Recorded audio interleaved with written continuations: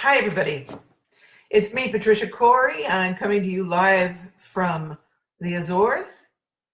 And it's been a couple of weeks since I've shown my face. So I hope some of you are tuning in. Please give me a little sign if you are listening in so I know that I've broken through the technology. Okay, great. Hi, Deli. Thank you for connecting. Here come, so many people. Great. Thank you for tuning in. I'm going to be talking today.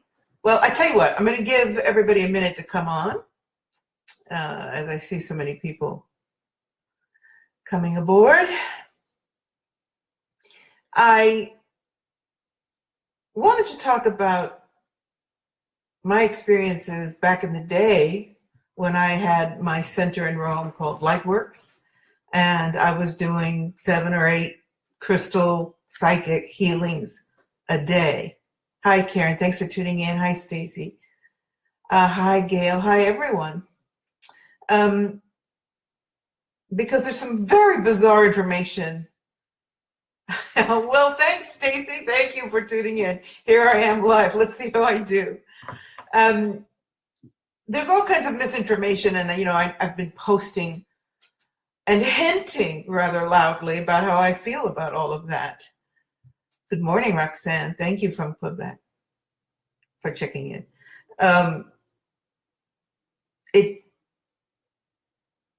There are people who are well-intended, as I've mentioned before.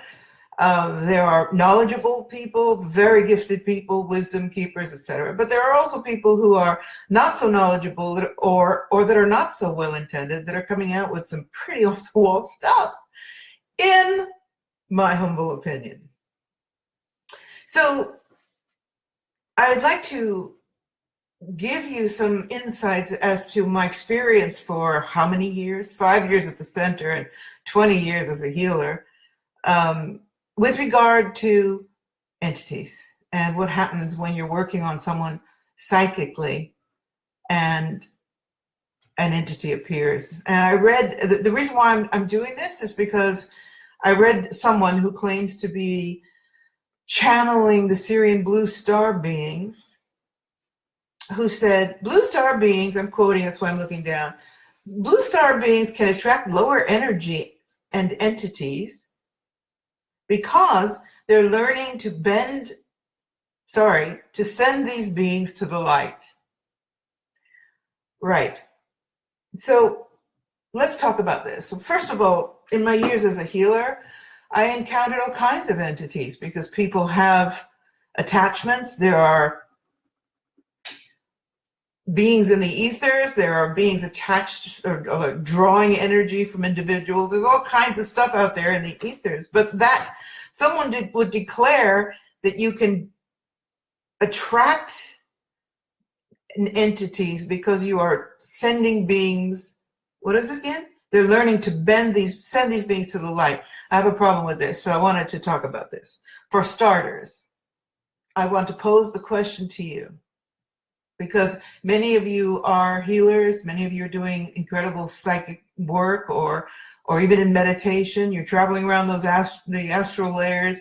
You should know about these things if you don't. And at least I'd like to give you my perspectives as a healer of so many years. First of all, I pose this question to the community.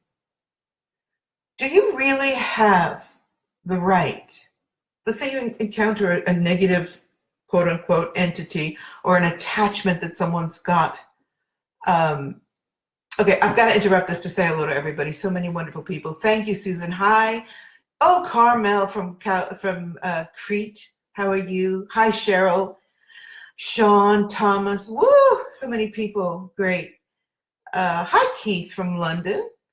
Thank you for joining in. All right, I send out a wonderful hello to all of you because otherwise I'll never get on with the subject at hand. It has been my experience, but sorry, I have to say hello to Jess, and my sweet Jess Berker, in dealing with this kind of work, that I don't really agree with the idea that you could just go into someone's aura auric field or go into any situation, and you determine that you are now going to send a being to the light. Not even a physical human being is it your right to determine what's right for that person, much less an entity. So I'd like to, oh my goodness, I have Maria watching with her students. I hope they speak English, Maria. So here's the question, all right? In the years that I did this hands-on direct healing, I saw quite a lot of attachments people had. And the standard idea is, oh, I'm going to send you into the light. Now go be with the light. And that this entity would follow the light that you directed by some stream of energy or whatever your methodology was, and to release it and send it into the light. And I always had a problem with that. My question was, do we healers have the right, have the karmic right to determine if there is an attachment or an entity, whatever you want to call that we come in and decide that this entity needs to go to the light? So I'd like to pose the ethical question, because you know I'm about that, to ask you, do we have the right to do that? I mean, what if an entity's relationship with a host has been established some way or for some reason, whether it's addiction, and there's plenty of that around, or some other karmic reason why this spirit entity, or I often refer to it as debris, psychic debris, because I've seen entities that look like dust in the astral layers. So I always said to myself, do I really have the right to determine that this little squiggle or little being or whatever should now go to the light? Is that its karmic destiny? And am I so all-powerful that I have the right to make that determination? And my answer has always been no. So what I do and have always done is say that, first of all, by the way, I hope that everybody's comfortable with this conversation, because some of you may never have had that experience of encountering entities, but you may, as this four-dimensional crevice is opening in our multi-dimensional experience, you very well may. So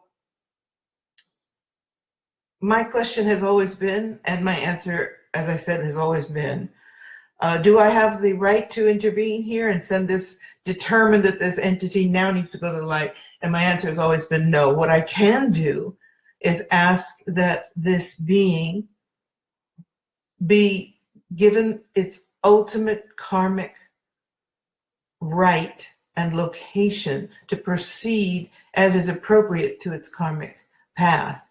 And that's worked very well for me, because, to be honest, I don't want to attach myself to an entity by being so, the Italian word is prepotente, and I can't think of the English word at the moment, presumptuous, let's say, that I know what's best for the entity. So here's how this worked. When someone came to me for healing, the fact that someone asks for healing for me is giving me permission to work for the highest good of that individual, always creating sacred space around us. I learned that lesson very quickly when I started doing healing work. And then when these aspects would show up, which I guess I should discuss next, I understood that because I was given permission by the person to assist, that I was also given permission to look at those entities. And so by the nature of that, I felt that I was also given permission to help or assist the entity. And I approached it that way. So when I read this quote about Syrian blue star beings that can attract lower energies and entities because they're learning to send these beings to the light, it just kind of didn't resonate for me at all. And since I am a representative of the Syrian information, I just felt it was time to address it. First of all, so what is exactly an entity? Because we get this depicted for us in all manner of horror through every kind of media. We hear about the archons, we hear about the jinn, all this information, evil entities. It makes for good video. But the truth is that, well, there are all kinds of truth. My truth is that in the experience of being a healer, I have encountered all kinds of beings that have, for some reason, been drawn to a human being and have attached into their energy. Many times they're terrified. They don't want to be there. They're not evil intended. They're just, for some reason, fused into the energy field of this person and don't even know the way out. And then there are, of course, others that are of a lower frequency that are actually sucking or drawing the energy from this individual. So I guess what I'm trying to say here is let's not accept that somebody puts out information that if you're learning to send these beings to the light, so they're lining up to attracted to you, coming at you because you're the sender to the light. I'd love to explain this in a way that we are much more humble about this. You are not, in my humble opinion, in a position to command where energies go, where spirits go. What you can do is assist them if they ask for it. It's like when people come up to me, in the past, someone came up to me and said, "You need healing," a Reiki master. And before I even had a chance to react, she had her hands on my lower back. And I had just come out of surgery, so I was rather off balance. But I resented that someone in front of other people would say, "You need healing," and then just come into my field. You weren't invited. And I appreciate the idea, but please always remember this. When you are going to give healing, make sure that you're asked for this, and not just you, again, with the presumption that you know what somebody needs to walk in and start performing a healing. Okay, so I'd love to hear from you. How do you feel about this quote? Blue ray star beings from Sirius can attract lower energies and entities because they're learning to send these beings to the light. I would like to erase this idea from the communal knowledge because it sets a precedent. It sets up an idea that if you're working that way, you're going to, by nature of sending or wanting to send beings to the light, you're going to draw them to you. It's a movie script for me. How about you? What do you think? At any rate,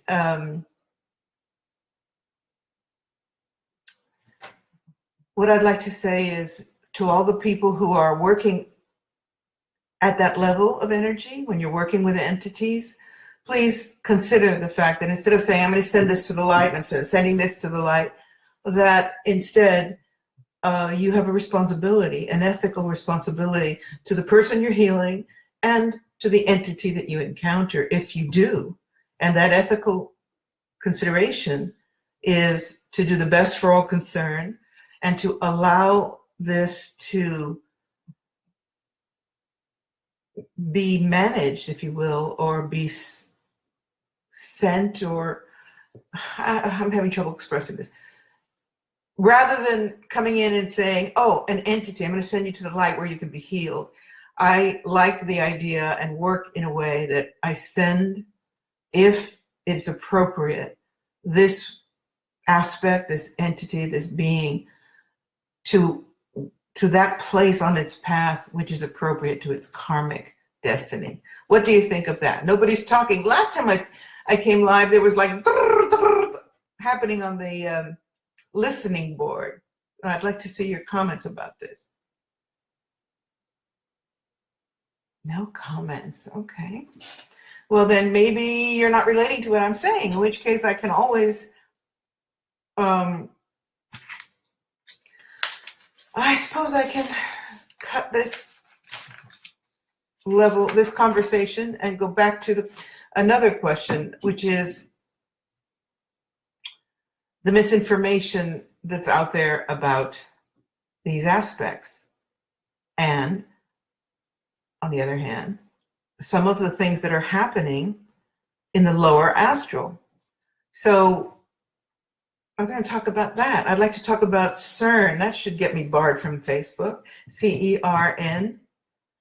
And probably most of the people who are listening know about CERN and what they're doing in Switzerland and how this appears to be opening portals. I personally believe there's a lot of portals being opened in the lower astral layers that are being orchestrated by this CERN that I'd love to see shut down, and also by individuals who are experimenting with the abuse or the misuse of tarot, the misuse of Ouija, and all of these devices, let's say, or methodologies that seem to attract entities from lower realms. Please, please, please be aware that if you are working with spirits or attempting to contact spirits, you first need to establish with diligence that you are working for the highest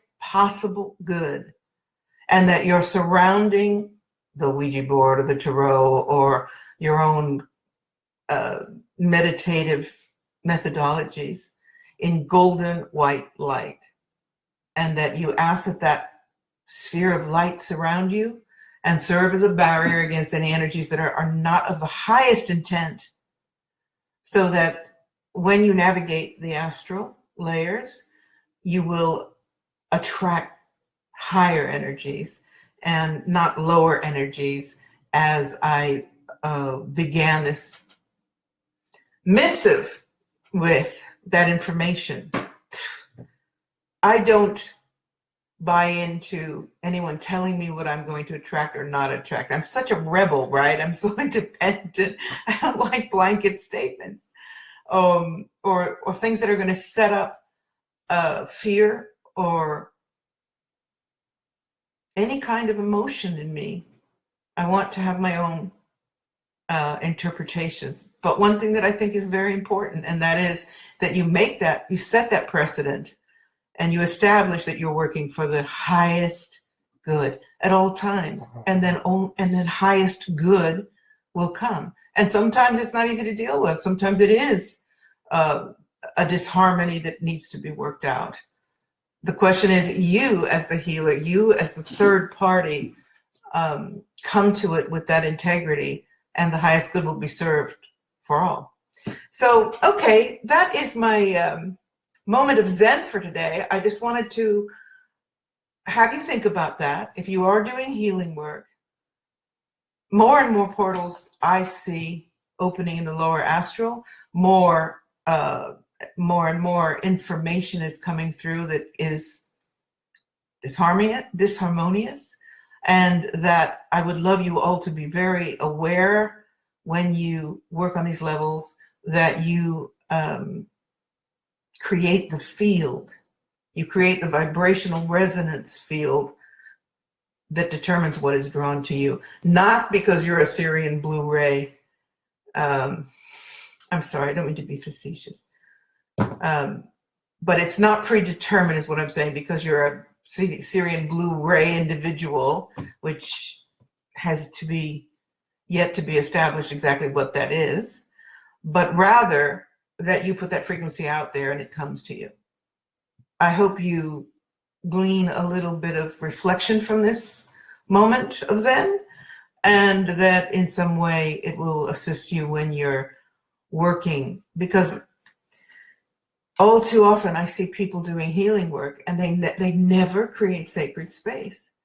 And my purpose today is just to remind you that the astral is a thriving field of conscious beings and conscious thoughts. Sometimes they look like a squiggle, these little creatures. Sometimes they look more threatening. But, and my final little moment of reflection is just always remember, when you're doing in healing modalities, to create that sacredness around you, to set your intention for the highest possible good for all concerned. And if you do encounter these beings, establish what their intention is by whatever means you have as a healer. I don't know how other people work. I only know how I work. And know that in some way, by the nature of an entity or an aspect, I like to call them, being attached to the person you're working with, healing, means that it is in some way an aspect of that individual. So it needs to be honored and respected as well. And before you go sending things off to the light, ask yourself, is that really my right to do that ethically? And if you think it is, by the way, then do it. But I personally think that it's much more powerful to send it if sending need be, because of the fact that you've been asked to assist this individual, that it be sent to its appropriate place or to its place on its karmic path that is appropriate to its growth and experience. All right, thank you for tuning in. Look at me, all this light. We've had extraordinary bad weather here for the last few days. So I'm going to go out with my dogs and enjoy some sun. And I'll be back with you soon. All right, everyone, I hope you're doing well. It's 10 March. Whew, before you know it, it'll be spring equinox. And I'm so ready to be past winter. Oh, goody, I've got a comment. Hold on. Stacy says people always feel the need to interfere with karma and convince themselves karma is an illusion to give themselves permission. Yeah, that's so true, Stacy. I just read something today that it was a little picture annotation on Facebook that says, why is it that the church did away with the information, original information in the Old Testament about reincarnation? I must confess, I've never completely read Old or New Testaments, but my answer was, gee, that's a no-brainer. If people believe in karma and reincarnation, then they won't bow down, but they will never bow down to the authority that assumes the direction of your soul. So this is why I'm such a, let's say, if ever there were a religious direction that I take in my life, although we will establish that Buddhism is not religion, but rather a path of learning, it would surely be Buddhism. And that's how I live my life. It's like, if you understand that what you create is on both sides of the spectrum, yours, your creation, you eliminate victim consciousness. Oh my God. Imagine, for those of you who are still feeling victimized by a person, a situation, a job, a boss, your finances, whatever, your place of birth. Imagine, hi Lisa, thanks for tuning in.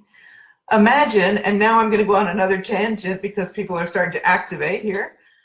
And remember, in my belief system and in the wonderful wisdom that I've been given by the Syrian High Council, you choose, you set up the incarnation before you come in. It makes total sense to me. The soul decides who will be the players. And this, of course, is an aspect of reincarnation. Who will be the players? Why are you coming back to a physical reality with them, perhaps in different roles, but back with certain people or beings or souls that you've experienced before? What are you coming to do this time? What do you need to learn this time? And if you really believe that, it's the ultimate liberation. There are two things that are the ultimate liberation from suffering in life. One is the acknowledgement that you created. And the other is the realization that you're immortal. And both of these are absolutely tied into the question of reincarnation. So why does the church not want you to believe it? Who's going to go fill the baskets with gold? See, am I still here or have I been zapped yet? So, yeah. And there's the reason why this came up is because earlier I was speaking about the karma of even an entity that it's attached to someone. There are always reasons why these dynamics exist. For example, a person with addiction, and by the way, have we ever had more addiction than we do now on planet Earth? As a healer, when I would go near a person who was suffering from an addiction, I would be pushed back, because usually they were medicating with all manner of meds to not feel the pain. Or the addiction, so the substance itself, like alcohol, is, in my opinion, an escape from pain. And so if the person is not wanting to deal with their pain, you as a healer, what are you going to do? You're going to go in there and wave your crystals around? But my experience was that when I see people with addiction, first of all, I feel there's no permission to go near them as a healer. But more, when I turn on the psychic faculty, even walking around in a crowd, it's like, yikes, there's a crevice in this auric field, and there are usually attachments. In fact, if you think about the DTs, when people get the DTs from alcohol and they see spiders and bugs, and they're really there, they're entities. Some critters, let's say psychic or vibrational aspects that are actually attached in that person's energy field. So, and I digress here, please share this information with people. Remind them that you're opening yourself up for a lot more when you're sticking that needle in your arm, or when you're just hitting the booze, or whatever the addiction is, including being addicted to another person for your happiness, or sexually addicted so much that the need overcomes your ability to find your balance, that you're giving away your sovereignty. Okay, I just want you to know it's not easy to talk into a screen and make sense because you get into this runaway stream of consciousness and forget what you were saying. But I hope that these few reflections touch you in some way, and that my humor always softens it into a way that you can embrace it and be comfortable with my thoughts. Thank you, Alyssa. You know that the word and the sentiment, when people tell me I am of the highest integrity, or what I say is of the highest integrity, it touches me so deeply, because as a teacher or a speaker or whatever you want to name, you want to put on what I do. Sorry, I'm getting emotional. There's nothing more important to me than to be perceived and to perform. It's not the word, but that's what I can come up with at the moment, in a way that is absolutely honorable, humble, and filled with integrity. That's how I live my life, and that's what makes sense. So to be perceived that way is a great honor. Thank you, Elisa. Omni says, how do I know if I'm a Syrian? Speaking of integrity, it'd be easy to say, well, yes, Stacy, I just answered your comment about karma, did you? So of course I saw it, and I hope you heard me answer that. Now, Omni's comment, I don't know if I'm Syrian. It's so easy to say, well, here are the symptoms or the aspects. And again, that takes away a whole field of possibility. I don't know how to know if you're Syrian, other than, first of all, what do you resonate with?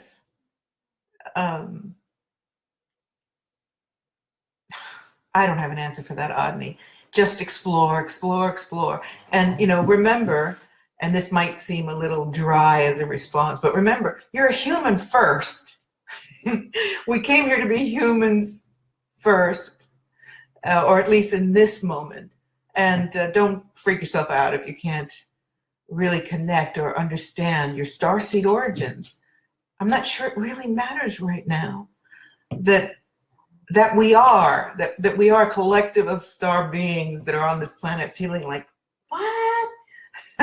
is unquestionable. And I'm in the middle of that for so many years. I mean, I remember that when I first started doing the channeling for the Syrians, I don't think I'd ever heard that expression starseed before then. So now there are so many people who are waking up to that. How exciting. But how do you know? I don't know. You just know, I guess. Or you absorb information that's out there, vibrational, especially vibrational information, which is why I'm so excited about the new Syrian revelations, because people are feeling it at a vibrational level. And sorry, every time I talk about vibrations and Syrians, the dog's act up. And see what you resonate with. That's the best way to figure things out. What do you resonate to? Discard what you don't resonate to and embrace what you do. Stacy, why do people skip the idea of 4D? Boy, you'd got me, Stacy. I've been talking about this for quite a while now, and if you've read the new Syrian Revelations, which I don't think you have, there's a lot of information about 4D there. And the council say, the council actually say, perhaps you long to ascend to these states of non-physical high light frequencies, but the fourth dimension is your next step. And there's nothing to feel about that. It's like I think that human beings, we're programmed to want to achieve. Our societies are, especially, maybe not so much at the moment in this great shift in society where, let's say, the millennials and the values at the moment are shifting. But my generation of I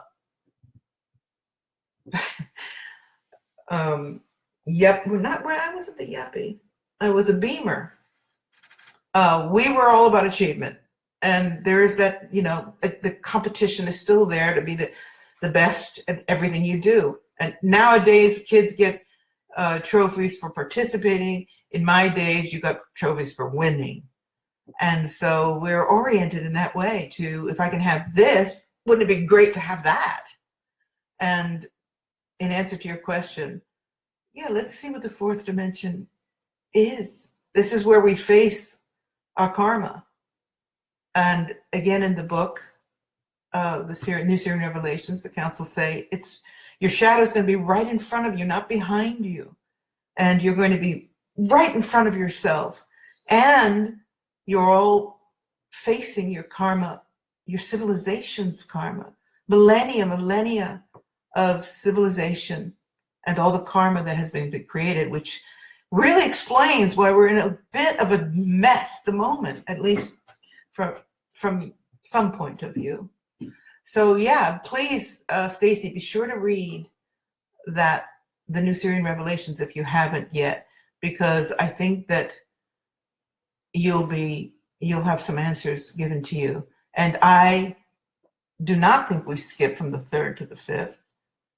I think 4D is upon us already.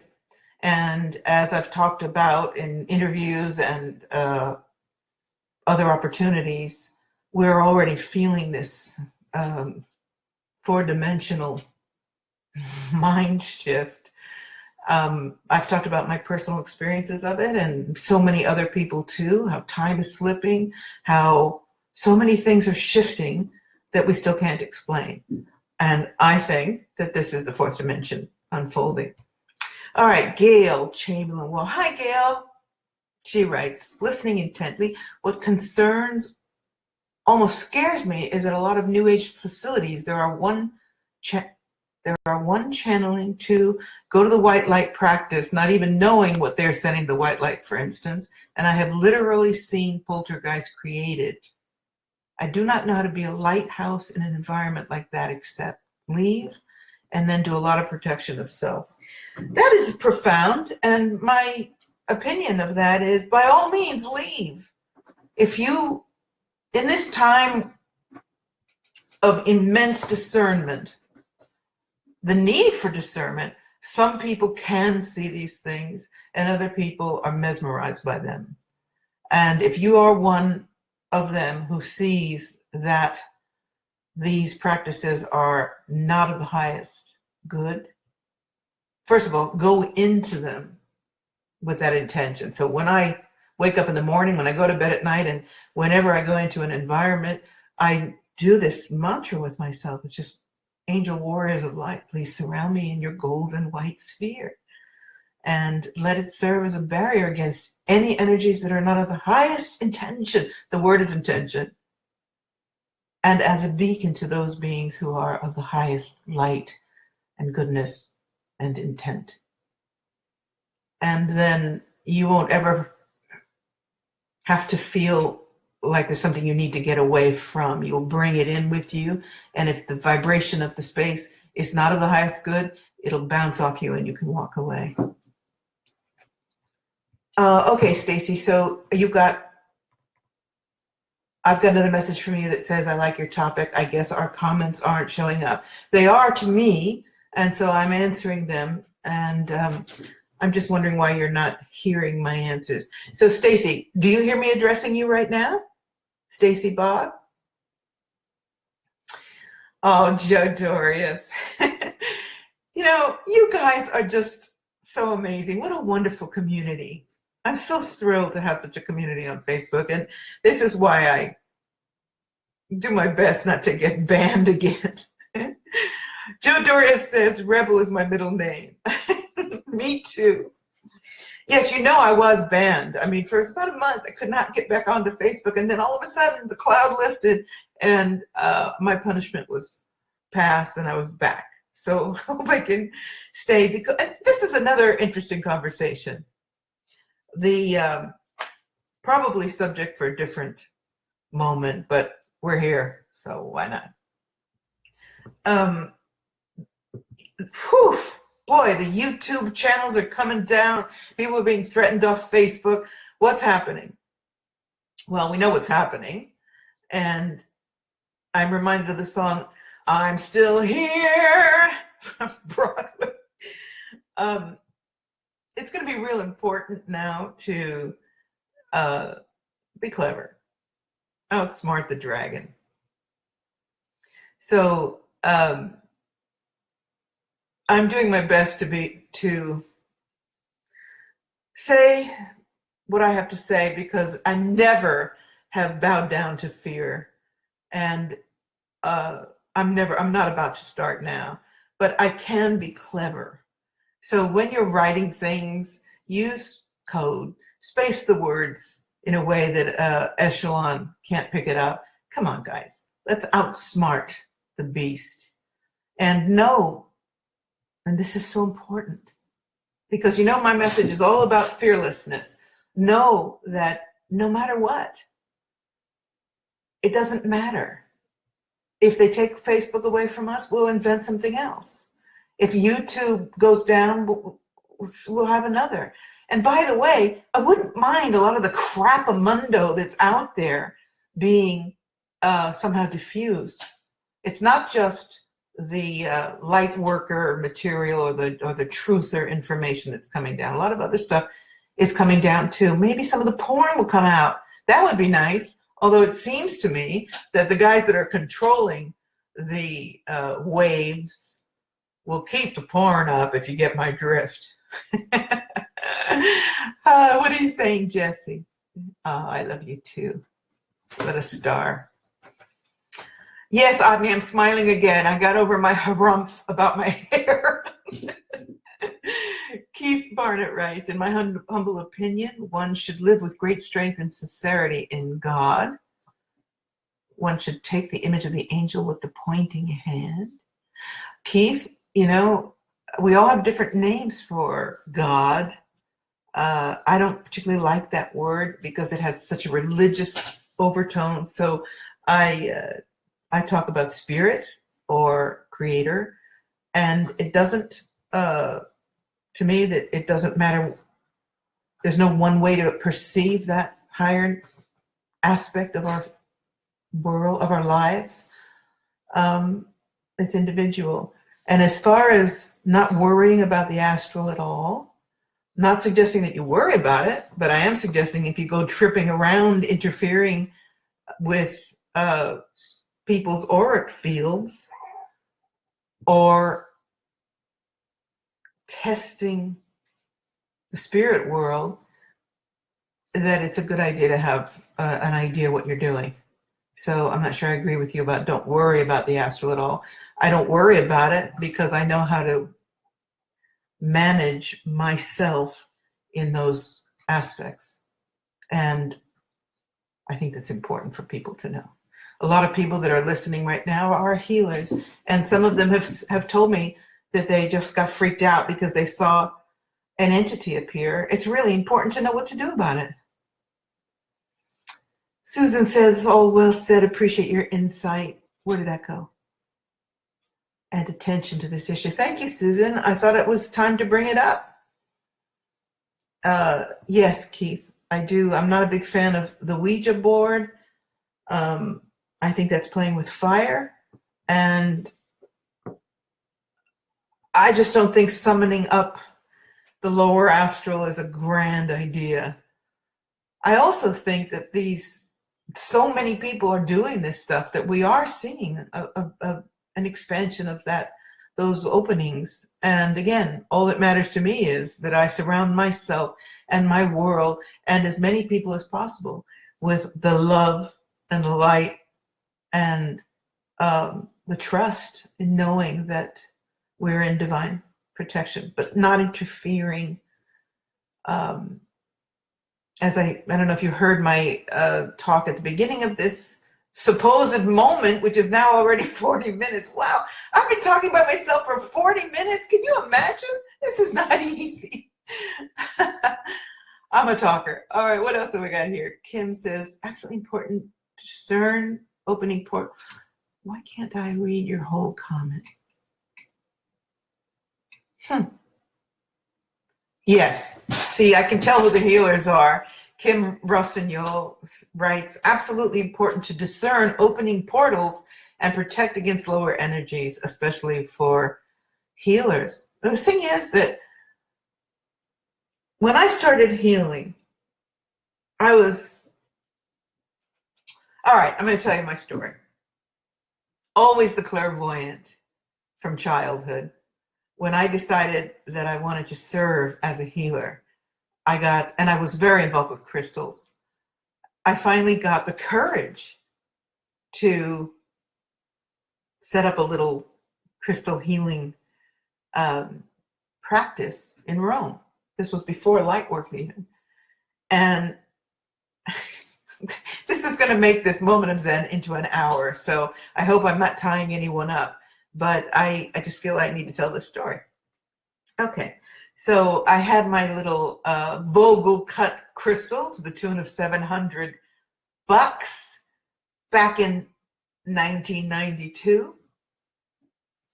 Meticulous crystal that is cut by psychics.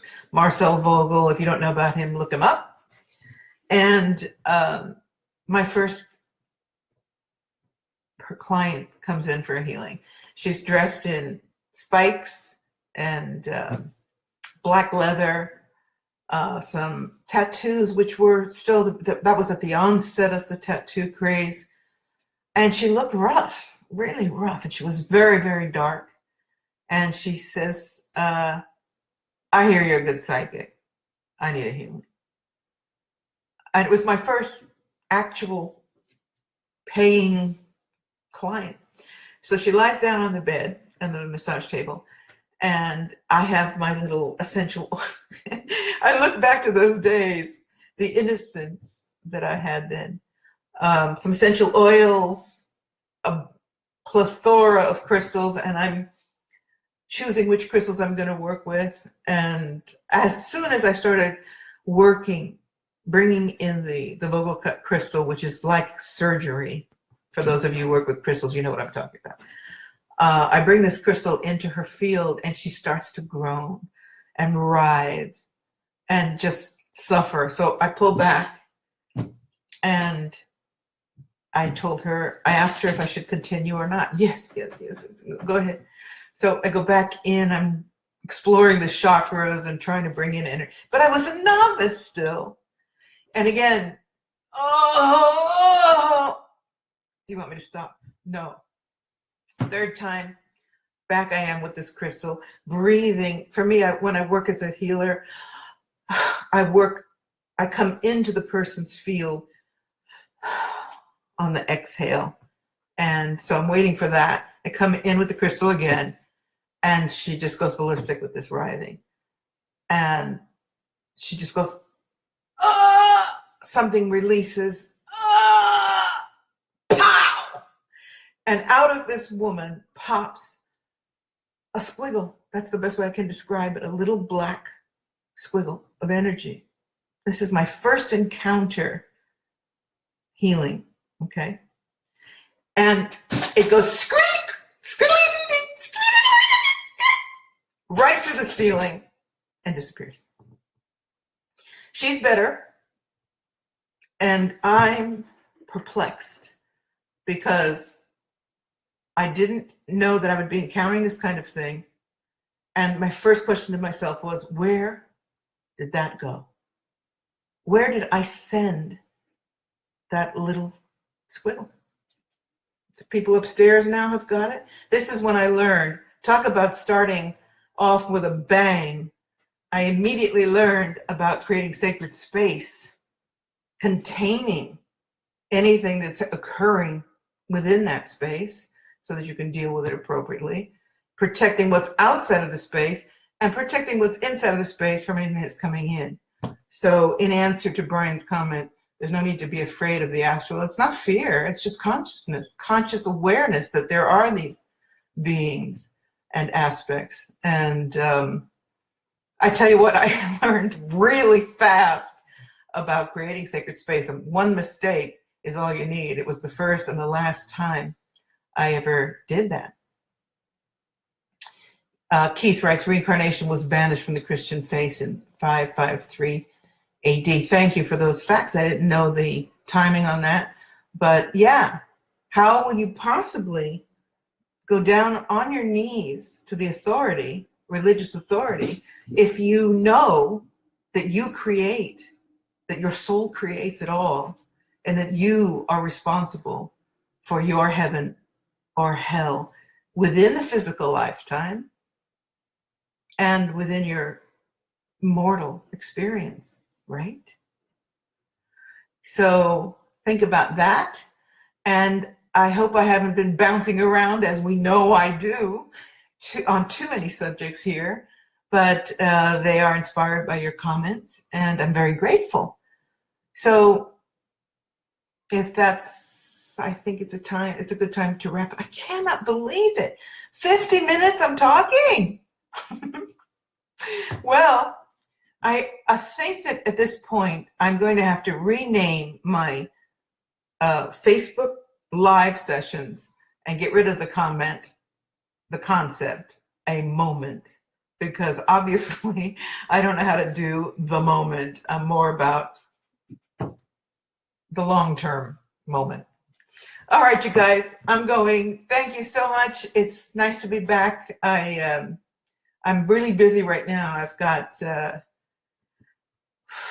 Syrians are back. It's a 4 a.m. experience every night, and the new book. Well, I don't want to tease you because it's going to take time before you ever get to read this, but it just gets more and more intense. I mean, you know, I feel like my brain is just going to